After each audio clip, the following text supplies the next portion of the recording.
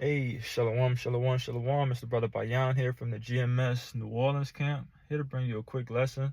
Prior to get started, I want to give infinite honors and prayers to Yahweh, Bahashim, Yahushua, Bahashim, Kakwatash.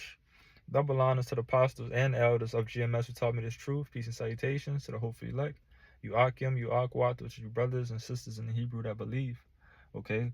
And in this lesson here, I'm just going to get on the topic of Esau Edom being the enemy of you so-called Negroes, Latinos, and Native American, all right, and how he will always be, you know, no matter how everything seems, if it seems like everything is going okay, you know, this devil is behind the scenes, you know, making plays, you know, making moves, trying to seek to destroy, you know, Jake, you know, you so-called Negroes, Latinos, and Native Americans of the scriptures, all right? And nothing is ever going to change. That's just the vengeance that he have in his heart, you know. And I'm gonna get the precept, you know, from the beginning that Esau had on Jacob, all right, which, you know, spiritually could fast forward now into the bloodline and the seeds of Esau Edom being the so-called white man, and you know the 12 tribes, and Salaki and Jacob being the progenitor of the 12 tribes of Israel, you so-called Negroes, Latinos, and Native Americans. All right, but it says in the book of Genesis, chapter 27 and 41, it says, "And Esau hated Jacob because of the blessing wherewith his father blessed him. And Esau said in his heart, the days of mourning for my father are at hand. Then will I slay my brother Jacob." And these words of Esau, her eldest son, were told to Rebekah, and she sent and called Jacob her youngest son, and said unto him, Behold, thy brother Esau, as touching thee, doth comfort himself, purposing to kill thee. All right, now therefore, my son, obey my voice, and arise, flee from thou to Laban, my brother, to Haran. All right. Let me see if I can read some more. "And tarry with him a few days until thy brother's fury turn away." Yeah, I think that was about it. But you know, this is from the beginning. Okay, this was something from the beginning that it's been a constant battle between, you know, Jacob and Esau. All right, and it's going to continue, you know, until the Lord comes back and just destroy this place. All right, he's going to destroy this place. We're going to put Esau Edom into captivity, and as it says in the book of Obadiah, we're going to get him 1,000 years of slavery, and then going to discontinue him. Okay, you know, thus said the Lord. All right, but you know, just from what it said in the verse of in 41, you know, at the latter end, it says, "The days of mourning for my father are at hand. Then when I slay my brother Jacob." All right, and you have to know, Jake, that you do have an enemy. All right, if somebody has on their mind that they're going to do anything and everything to kill you and mess over you, that's not a friend, that's an enemy. All right, like it says in the book of Sirach, chapter 12 and 10, it says, "Never trust thine enemy."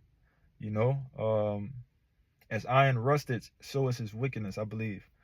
You know, never trust thine enemy. All right, and we know that Esau Edom is the ruler, you know, of this this world that we live in. All right, which was his blessings.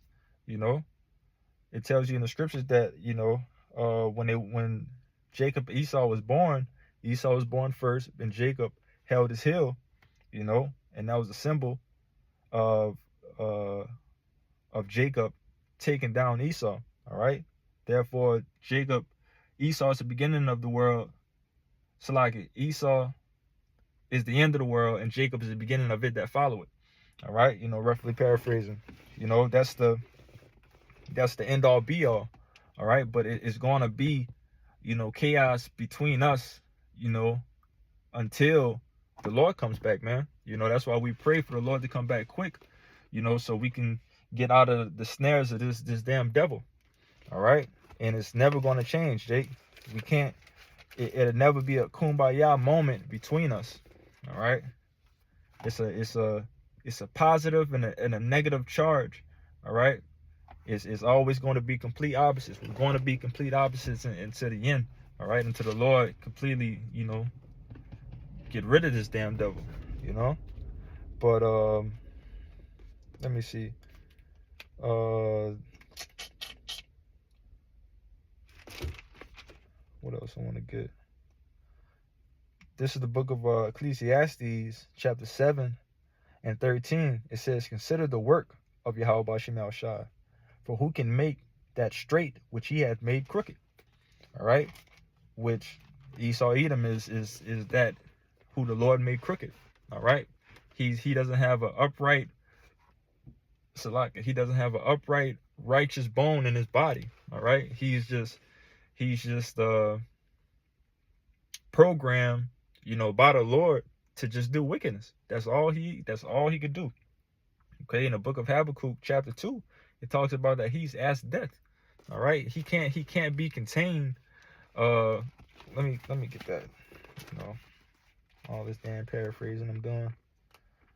Go on here, let the scriptures talk. This is the book of Habakkuk. Habakkuk chapter 2 and 4.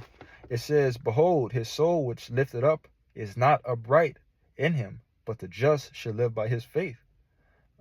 Yea, also because he transgressed by wine, he is a proud man, neither keepeth at home, who enlargeth his desire as hell, and is as death, and cannot be satisfied, but gathereth unto him all the nations, and heapeth unto him all people." All right, he's as death, man, enlarges his desire as hell, and as death. All right, you can't get away from this devil. He has this entire world on lock right now. All right, that's why it says that the just shall live by his faith. All right, we have to live by the ordinance and the half-ass laws that he has placed. All right, but we know and believe in the spirit that his time is almost up.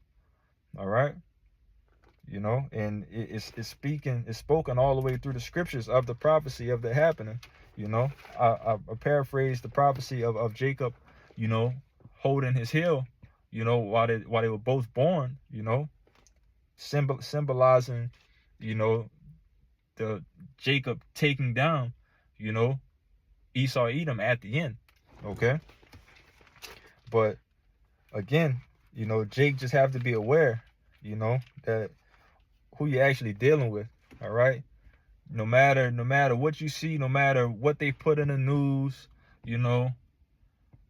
it's still a devil out there. All right, it's still Esau Edom. It's still an enemy out there that you have to be aware of. All right, and when you get in these scriptures, it gives you, that eye cell to see through his bullshit and see that, nothing that this devil is going to do is going to help me in any type of way. You got to know that. All right. That's why you're never supposed to put your trust in your enemy, as I said in the book of Sirach. But they got things like the big pokey that came out, that jab, when that came out, the first thing that came out in the news was that it needs to go to the so-called blacks, Latinos, and Native Americans, because we're the poorest, on the earth or whatever, and we're really trying to help them, and look how that played out, and we know that's going to happen next with the MOTB. Once that CHIP comes out and is it's already out, but once it's implemented, forced on the people, they're gonna pull out some type of scheme, to make it seem like, oh man, like, oh, you so-called blacks, Latinos, and Native Americans, man, this is gonna help your life in so many ways. It's gonna even the playing field, and you can finally catch up, and they're gonna use some type of guile, But it just led me to my next precept in the book of Psalms. It says Psalms 55 and 21. It says the words of his mouth were smoother than butter, but war was in his heart. His words were softer than oil, yet were they drawn swords. All right. And that's what we deal with, man. This damn devil. Words is smoother than butter. You know, he could talk a lot of shit. He could definitely talk a lot of shit. All right. That damn serpent. All right. That adder, you know, but it's poison that's coming out of his mouth, you know. And again, you have to be able to see that through the spirit, you know. If you don't have the spirit on you, you know, you're not going to see that. You're just going to continue to walk into the trap of this devil and get caught up, you know. And once you get caught up with this devil and you pledge your allegiance, you know, taking that MOTB, you pledging your master as Esau Edom, you know, then you're going to mark yourself as an enemy of the Lord. All right. And that's when your destruction is going to come. All right. That's why it's important to know these things. You know, the scriptures is not all just roses, flowers, and, you know, daisies, you know, as we thought coming up. You know, Jake always thought that the Bible was good words, you know, from Jesus and God, and, you know, just read the Bible and you're just going to be good, you know. But no, it puts you on game. It lets you know that there is an enemy out there. It lets you know what the end all be all is, what to look out for. All right. Prophecy.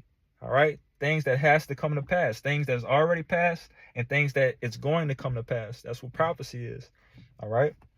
But the Lord definitely, you know, had to put us on game of, you know, telling us what to look out for, but who to look out for. And this damn devil is somebody that we have to look out for and never trust. Okay. But this is the book of Jeremiah, chapter 13 and 23. It says, can the Ethiopian change his skin, or the leopard his spots? Then may ye also do good that are accustomed to do evil. All right. Esau Edom is accustomed to doing evil. All right.